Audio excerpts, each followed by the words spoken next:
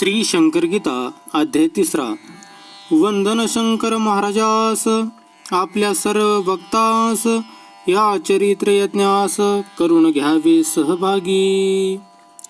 महाराजांविषयी जो आज्ञा आहे त्याला हे चरित्र यज्ञ आहे, याने तो तज्ञ होईल अशी या चरित्र यज्ञाची महती आहे. महाराज यज्ञरूप आहेत. या संसारात त्यांना भजाल, भावनांचे तूप टाकाल तर यज्ञ पेटेल असो. शंकर महाराजांचे बारसे थाटात झाले.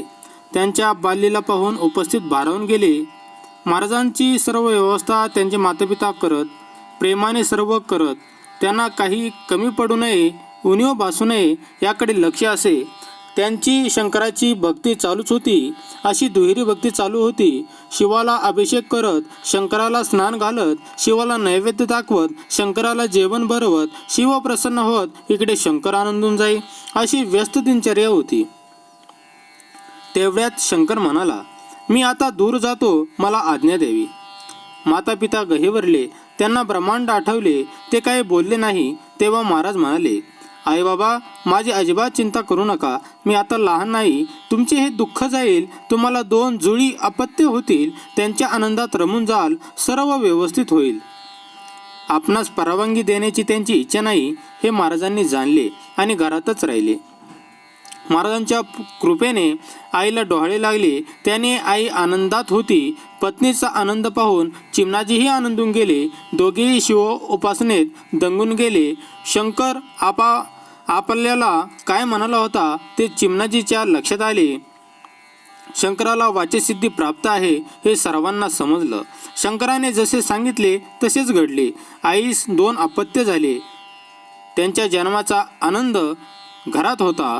शंकराची ही त्यांना साथ असे. लोक हरवून जात. यांचेही वारसे आनंदात झाले. चिमणाजी भाग्यवान आहे असे लोक म्हणत.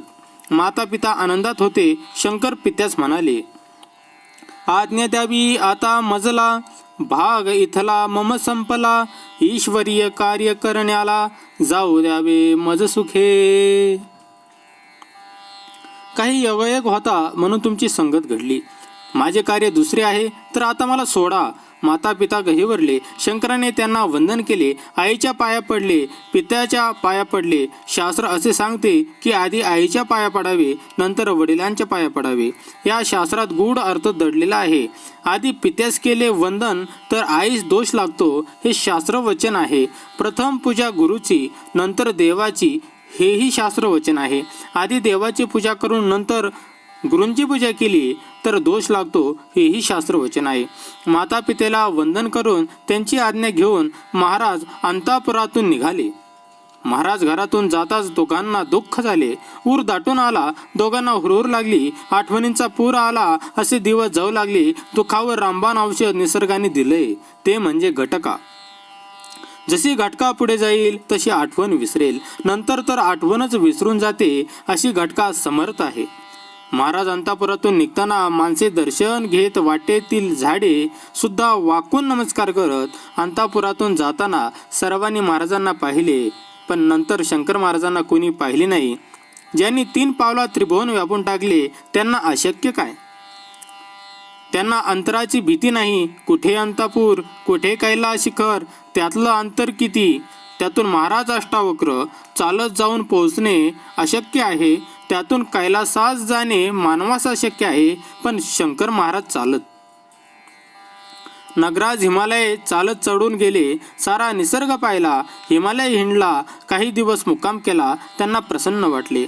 नंतर महाराज केदारेश्वरला 12 वर्षे राहिले. नंतर प्रयाग क्षेत्र पाहून तिथेच निवास केला. गंगा नदी अध्यात्माची, यमुना विज्ञानाची, सरस्वती भक्तीची, असा हा त्रिवेणी संगम आहे प्रयाग.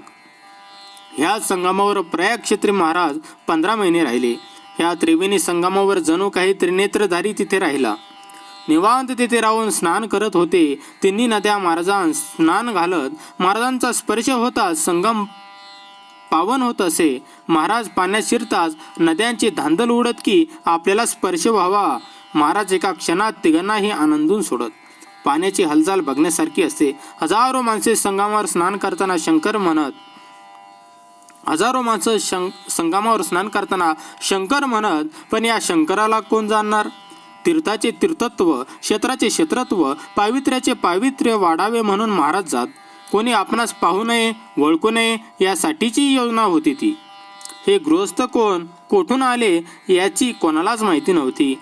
सर्व तीर्थक्षेत्र फिरत अनेक देशात हिंडून महाराज भारत फिरून युरोपमध्ये गेले. महाराजांचा सर्वत्र संचार असे. जनमानसांची भेट घेऊन उद्धार करावा हीच त्यांची योजना होती. महाराज विविध ठिकाणी विविध नावांनी जाणले जायचे. त्यांची करणी अतर्क्य होती. सातपुडा भागात सोपड्या बाबा, मध्य प्रदेशात गौरीशंकर, गुजरातमध्ये देविया बाबा, युरोपमध्ये जॉन साहेब, यवन त्यांना रहीम बाबा म्हणून जाणत. महाराष्ट्रात शंकर महाराज म्हणत, खानदेशात कुंवर स्वामी समर्थ, पाश्चात्य देशात सेंट जॉन साहेब म्हणून जाणत, पंढरपुरात पंढरीनाथ, आफ्रिकेत टोबो, अरबस्तानात नूर महम्मद खान, मध्य प्रांतात लहरी बाबा, मद्रासमध्ये गुरुदेव अशा विविध नावाने महाराज प्रत्येक देशात राहत. विविध ठिकाणी विविध नावाने प्रख्यात. पण हेच महाराज हे कोणास माहीत नाही. परमार्थ म्हणजे काय हे समजण्यासाठी, लोकांचा उद्धार करण्यासाठी महाराजांची ही योजना होती. भक्तिभाव अंतरे फुलण्यास महाराज लीला करत. विविध प्रसंगात विविध लीला करत. ह्याच लीला लोकांना सन्मानगार लावत.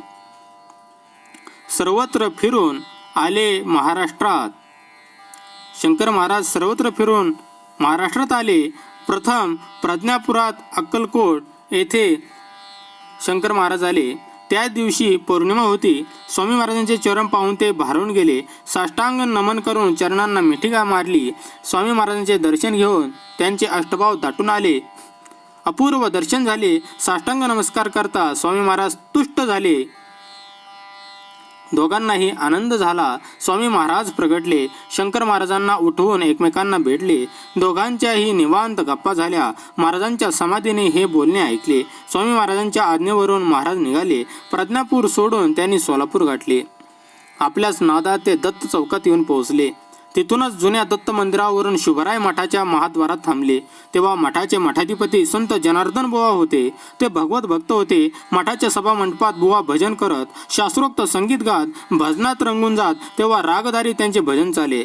जनार्दन बुवा खड्या आवाजात शंकर राग गात होते. तो राग ऐकत महाराज दारात उभे होते. ते तिथूनच अलख म्हणून गर्जले.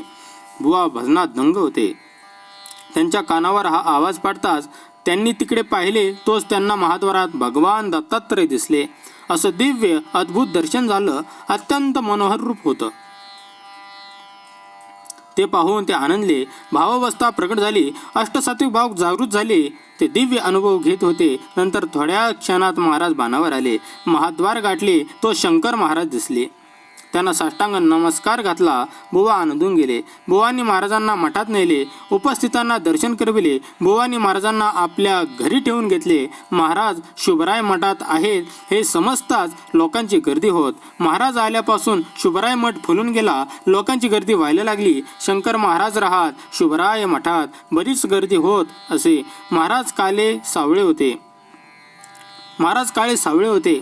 उंची बारीक होती. अष्टवक्र बांधा होता. दोन्ही नेत्र हिऱ्यासारखे टपोरे होते. तेजस्वी होते. भालप्रदेश मोठा होता. दाढी मिशा भारदार होत्या. केस विस्कटलेले होते आणि केस जास्त होते. महाराज नेहमी बाल भावात असत. हातवारेही तसेच करत. हसणे, बोलणे बालकासारखे बोबडे बोलणे असे होते. ते बोबडे बोल समजणाऱ्यास कोडं पाडायचं. नवीन माणसाला समजायचं नाही. बोल समजले तरी शब्दांचा उलगडा नाही व्हायचा. त्याचा बोध नाही व्हायचा. महाराजांना चहा, सिगरेट, खिचडी आवडत. महाराज अजानुभव होते. गुडघ्याखाली सहज हात पोहोचत. अगदी अक्कलकोट स्वामी महाराजांसारखे.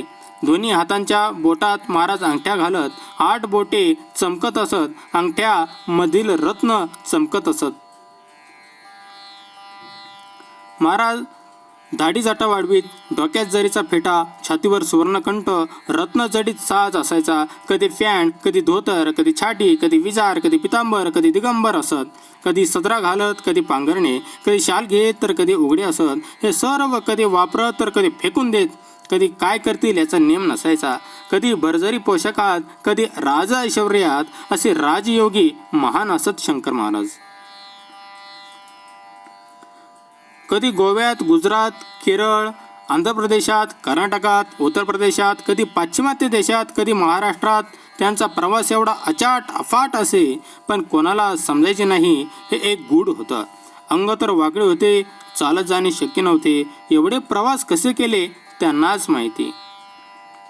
वंदून शंकर महाराजांचे प्रवास तिसरा अध्याय हा खास येथे समाप्त झाला.